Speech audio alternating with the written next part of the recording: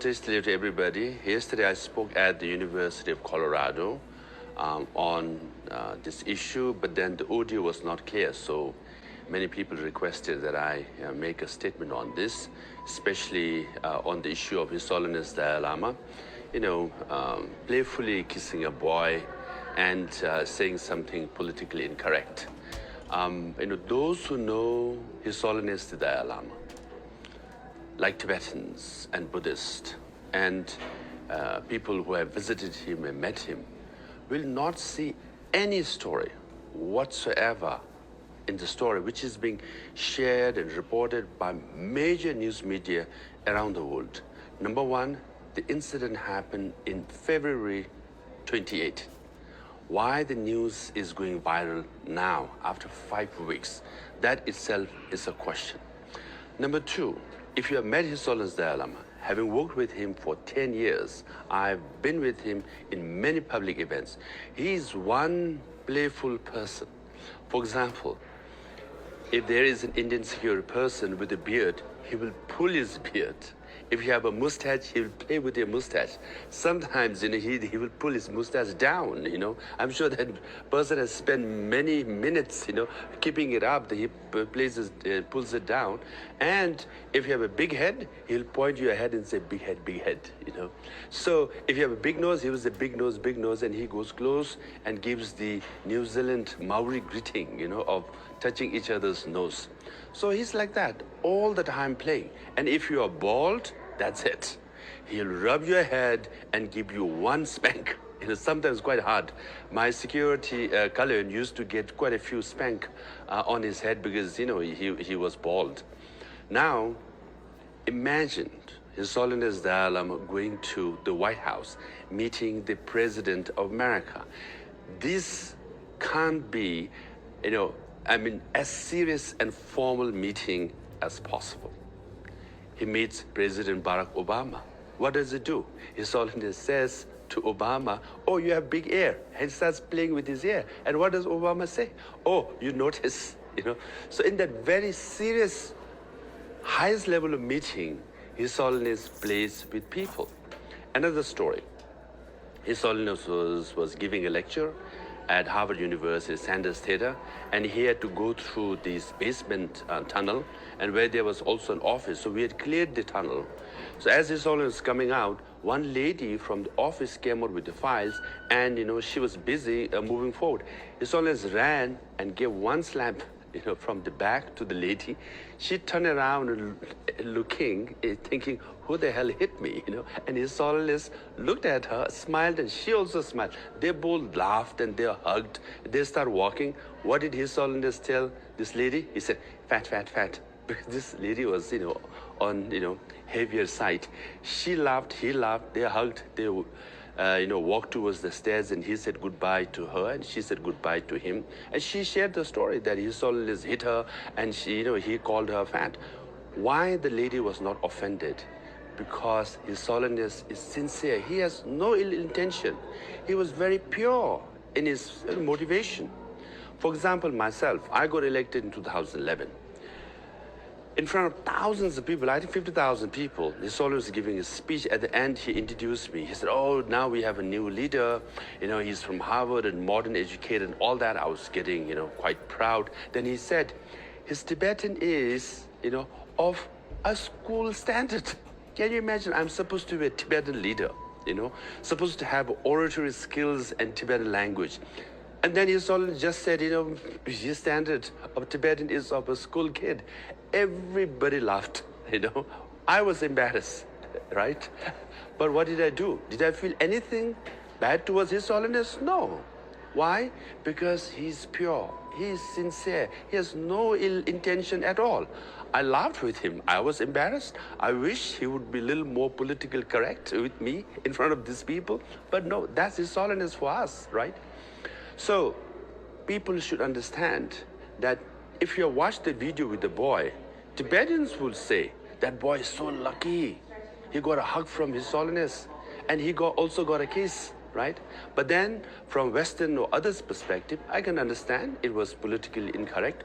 Then His Holiness office issued a statement, said sorry, to the boy and the family, anyone who was offended. Now that's the end of the story. We should move forward, right? But then, this rapper, musician, what Cardi B, and saying, oh, the people in power abuse their power. We should protect our children. And she shares the story about His Holiness and the boy. I mean, come on, give a break. Let me share with you a story that no one knows this. Maybe barely 10 people know about this. During COVID, right, America was #1 in infection and death. India was #2. That's where His Holiness Dalai Lama lived, right? So I was going to Washington, D.C., and his personal physician, Dr. Siddhartha, called me and said, hey, when you go to D.C., America is about to launch, Pfizer vaccine. If you could get some vaccine for His Holiness, because His Holiness is 85 now, entering 86 years old at that time. All the people who died, majority of them were elders. And His Holiness Dalai Lama was vulnerable, given his age, right? So I came to Washington, D.C. This is in November of 2020, right? And I met people at the White House, the Deputy National Security Advisors and others, and I made a request. And I said, His Holiness is very, he's given his age. We need to vaccinate him and protect from COVID. And White House agreed. And then message was conveyed to the U.S. Embassy in Delhi. They also agreed, right? And then the vaccine was supposed to be taken to Dharamsala. Now the personal physician of His Holiness and the personal secretary approached His Holiness. You know what His Holiness said? He said, oh, please thank the government of America, but I don't want Pfizer vaccine. Because 1.4 billion people in India, they don't have vaccine. And I see people here, ordinary people, they are not getting vaccine also, right? I will wait till they get vaccinated, then only I'll get vaccinated. So, he refused a vaccine from America.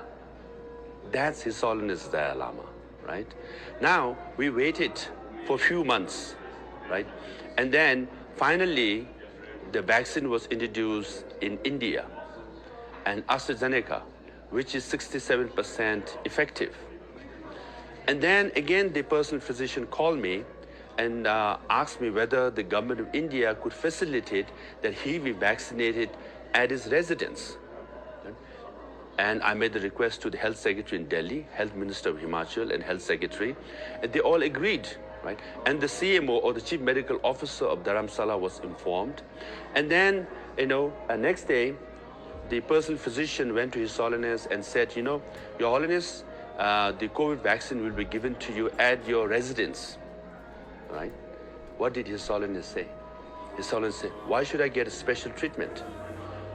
I should go down to the hospital where all the people get their vaccine.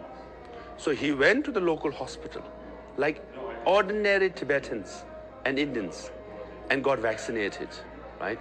So that's His Holiness. He never used his personal popularity in influence. Far less than that. Even vaccine was offered by America. Even when he was offered to get vaccinated at his residence, he said, no, I will go down to the local hospital. So Tibetans know about it, right? Buddhists know about it. All the people around His Holiness know about it, that he is sincere. He is for us the Buddha of compassion, right? So I hope people around the world will understand through the stories, because of my personal experience, right? And put it in proper context whenever you talk about His Holiness the Dalai Lama. Lastly, major media have covered these stories, and then it's time to move on. But also, you are showing concern about children, which is fair. What about 1 million Tibetan children who are forcibly removed from their homes in nomadic families, farming families in Tibet? And they are forced to study in boarding school in urban areas where they are taught in Chinese language. Everything Chinese is taught. They are made into Chinese. Even the UN human rights experts have reported on this. But all these major media who covered this incident or His Holiness Dalai Lama did not report about this. 1 million Tibetan children. I hope, you all will report about serious and real issues in Tibet. So with that, I want to say thank you to everybody for listening. I hope you got a proper context based on my personal experience about His Holiness Dalai Lama. We love him. We are devoted to him because he is a great leader. He is the great 14th Dalai Lama of Tibet. Thank you.